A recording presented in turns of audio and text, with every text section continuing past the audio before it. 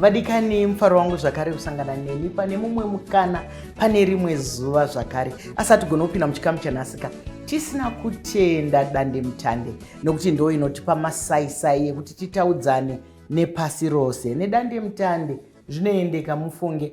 My Samba Show is powered by dande mutande. Kana tiri pachikamu chino chikamu chemhemberero kuragidza kuti kuZimbabwe tinavo vanoita zvakasiyana siyana. Tinenge tichingonzwa kune dzimwe nyika kuti hey, kune talent kune kuno kumusha zvakazara. Nhasi ndine tsvarakadenga iri pano yandichazopa mukana yekuti izvisume kwatiri kuti anonzani.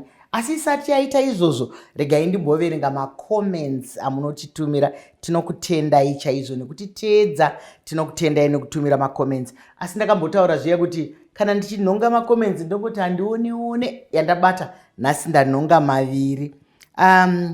Inoi yabva kuna Jacob Mungone. Wakadi yako Jacob tinokutenda nekutitumira. I listened to the whole interview. You are a great person. Continue to push, sister.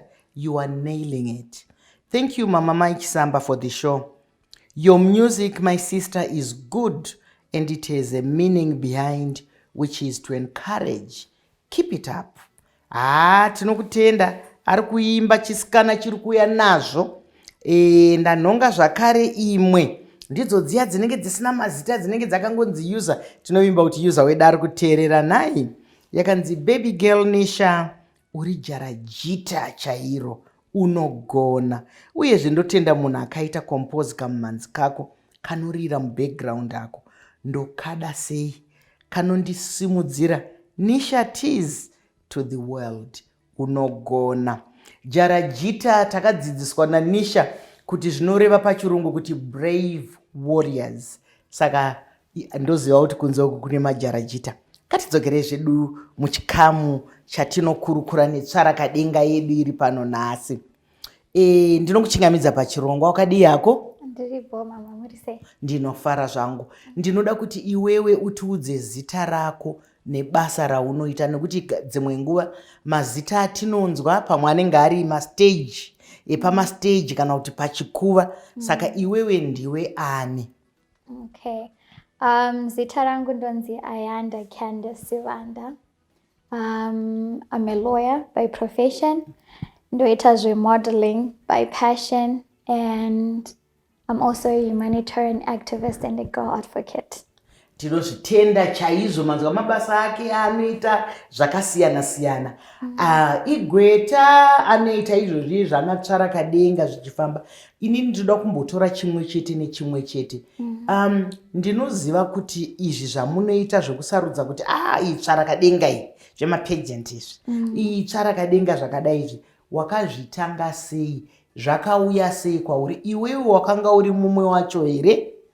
Kana kuti wakangofunga kuti regai nditangise izvi? So ndakaita first pageant yangu, I think when I was 5 years old. Oh, uri mwana mudiki kudaro? Yes. It was a school pageant yekunzi Miss Dumezweni Primary School. And from there ndakazorega mbijana because my parents vanga vasingazvisisise kuti iwewe uruda kuita zvemodeling zvechikoro uchazifambisa sei. So I got back to modeling, I think, when I was 17, which was more than a decade later. Kuipapo pawanga wani 17 apa, vakanga vakuzvigamuchira here, vanga vakuzvifarira here? No, but it was a matter of ndaikumbira kuti zvinhu izvi ndozvifarira and ndokumbirawo kuita, and sometimes I would even go behind their back ndoenda kuno participate without their knowledge. Because it was something that zvandaifarira. Ndizvo kana munhu achifarira aine chidaka anoramba achingozviita. Asi tinofara kuti wakazviita ivo vachiziya zvavo vachikurudzira. Regai nditi zvakare kune vabereki, kana taona zvinoda vana zvikuru sei vachiri vadiki, ngativabatsirei tivakurudzire, nekuti vakaita dzimwe nguva zvekunzvenga, dzimwe nguva zvekushaya nguva, pamwe havazonyatsoita zvavanonyatsoda kuita chaizvo. Saka iwewe waane makore ekuti 17 years idzodzo zvakazofamba sei? Wakabudirira here? Nokuti pandanga ndichitarisa upenyu hwako ndakaona kuti pane zvawakambobudirira, asi ndinoda kuti zvibve mumuromo mako. Okay. So pandadzokera kunoita modeling, I had to go kuchikoro chema models kuti ndidzidze kuti modeling inoshanda sei, and understand kuti if I'm going to take this path, these are the things that I'll have to do. And ndakaenda kuchikoro chadzidziswa naMiss Zimbabwe 2010 anonzi Samantha Chuma. And then after that, that's when I started kutotsvaga mabasa tichishaya, uchienda kuma auditions for my fashion show. Sometimes you would get the opportunity, but kusina mari, sometimes you wouldn't. And then asi iwo wakambohwina here zvekupembererwa kuti Candice aita first princess kana kuti ndiye abuda sa queen or zvakambofamba here zvakadaro? I think I have like 4 titles. Tipe tidzinzwe. So pageant yangu yekutanga, it was Miss Teen Zimbabwe in 2019. Pandaita second princess. And then 2019 I did Miss Albinism Zimbabwe. Then I was crowned queen. And then 2020 I did Miss University of Zimbabwe, where I also was crowned queen. And then I did Miss Africa Zimbabwe. Then I won, and then I went to Nigeria kuno represent Zimbabwe. Aiwa ndikatimbokurovera kampururu. Ini ndinoridza mupururu kana vana vachigona. Izvozvo zvakanaka chaizvo. Asi pada vamwe vanhu vane pfungwa dzekuti ko tinotarisa runako. Kana muchinge muri ikoko runako chete here rwepachiso runotariswa kana kuti kune zvimwe zvinotariswa zvinotivaka muupenyu? You have to be a whole package. Unofanira kuva munhu ari, yes, you have to be beautiful. But also unofanira kuva nepfungwa dzinoshanda. I don't know if I'm putting it right. But beauty dzinobatana nebrains. Exactly. Vadiwatari ndofunga muchamuregerera Candice anoshanda nevanhu vakasiyana siyana, ndudzi dzakasiyana siyana, asi tiri kunzwanana. Ndinovimba kuti nemi muri kumunzwisisawo. So you have to be a beauty with brains. Also unofanira kuva munhu anofarira kubatsira vamwe vanhu. If anything, and that's it, modeling is a queen is always one who gives back to charity, and that is what they also look at. Kuti unotarisira upenyu hwako here wega, unobatsira upenyu hwevamwe vanhu futi. Ndizvozvo, asi ndiri kuona kuti dzimwe nguva pautsvarakadenga ikoko kwamunoita uko, vanhu vamwe vanenge vachiri vana vadiki, vamwe vanhu vanenge vasati vakushanda, asi tarisiro yatiinayo ndeyekuti aiwaka mubasa iri unofanira kudzosa kuvanhu, unofanira kubatsira, unofanira kuyamura, kuriritira vamwe nokuita sei. Zvino munozvifambisa sei? Ngatimboti pamwe wawina asi haushandi. Well, it's hard, I would say, because compared to dzimwe nyika, kunze uko vanofarira modeling, vanosupporta modeling. Companies, they get involved, organizations, they get involved, even the government. But in Zimbabwe, we haven't arrived there yet. So inini pandai gadzirira kuenda ku Nigeria, I had to kuti ndinyore ma sponsorship proposals. Ndinoke mumadhoo ndoti mama ichisamba ndakumbira mundibatsirewo ne$100 nditenge boots. Mama ovati inini handina $100, maybe ndogona kukupa 50, but ndoziva amainingi anogona kukupa maybe 200 ova waenda ikoko. Vamwe vokupromisa kuti tichabatsira, and then woenda maybe after 2 weeks hapana chabuda. Ovanzi hatisisina mari, taifungira kuti tichaiwana but hatina kuiwana. So it's a matter of understand that this is your dream and you have to go out there and get it. Sorry. Hazvina mhosva tinoziva kuti mukukurukura imomo unomboda kumbonwira kati mvura zvichidini, asi muri kuzvinzwa kaomero kazvo kazvinoita kuti kuno kumusha hatisati tanyatsosununguka kubatsiridza vanhu vanenge vachiita basa iroro remodeling nechi. Mukuverenga kwandanga ndichiita handizive Candice kana zviri izvozvo, noziva ndakanga ndichiverenga ndichitsvagiridza ndichinzwa kuti asi tine vamwe vanhu vemuno muZimbabwe vari kubatsira vamwe vanhu vekune dzimwe nyika. Ichokwadi here kana kuti ingano? Ndezvechokwadi here izvozvo? Handingazivi. But I think inini, what I would say is there is so much need kuti tibatsirewo vana vedu, because when you're out there avakudaidzi nezita rako kunzi Ayanda kana kuti Candice, unenge uchinzi Zimbabwe, which means you are representing an entire nation. So kwakakosha kuti tibatsire vana vedu because they will be out there representing us. Ndizvozvo mashoko makukutu chaizvo ari kutaura, nekuti kana achinge asvika iye hakuchanzi Candice asvika, zvinonzi Zimbabwe yauya. Asi kana chiri chokwadi chatakaverenga chekuti vamwe vanhu vakubatsiridza vedzimwe nyika, hatingakurambidzei, asi tinongofunga kuti zvakanaka kufungawo kumusha kwako. Hanzi mudzimu weshiri uri mudendereka, saka dendere redu ndiro rekunoku. Saka izvozvo tinogona kuzvikoshesa zvikuru. Ndiri kuona kuti iye zvino, nekuti iwewe mwoyo wako wakanga wakapinda ipapa panyaya dzemodeling, panyaya dzechi, unoona here zvichibatsira mwana wemunhu mutema? Nekuti vazhinji chavasinganzwisise zvinonzi vachingofamba zvavo ipapapa vachingoita izvi, asi wazotsanangura nenzira yekuti vana vari kudzidziswa kubatsira charity work, kubatsira hama dzedu dzinotambura nherera, chirikadzi, vanoshayiwa kana zvichinge zvichionekwa. Asi iwewe ndakunzwa kuti wane yako foundation yawakaita iwewe.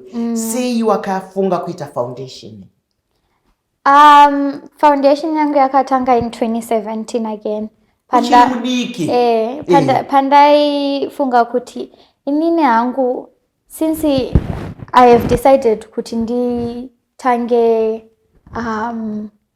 rwendo iri, what am I going to do in order kuti ndibatsire vamwe vanhu, and what kind of platform am I going to use? And ndakazviona kuti kutanga yangu foundation zviri nani, because ndogona kuchuza zvinhu zvangu zvandiri kuda kuita. Because kana uchiita charity work unogona kubatsira nherera, unogona kubatsira shirikadzi, but then inini ndaida kubatsira vanhu vane ma-disabilities, because I have a disability myself.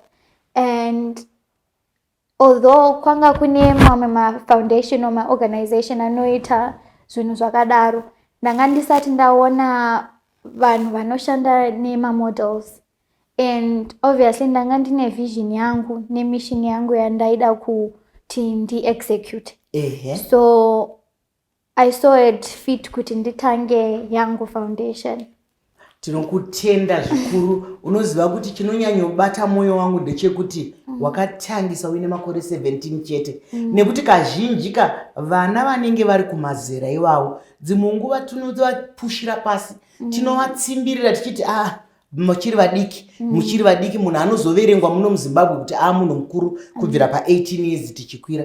Asi mwoyo iwowo wakaramba uchingotenderera. Saka ana baba, hama neshamwari vakazouya kuzokutsigira here zvavakaona kuti munhu yari kuramba achingoda chenechi? Ndaingoudzwa kunzi kuti ma-African parents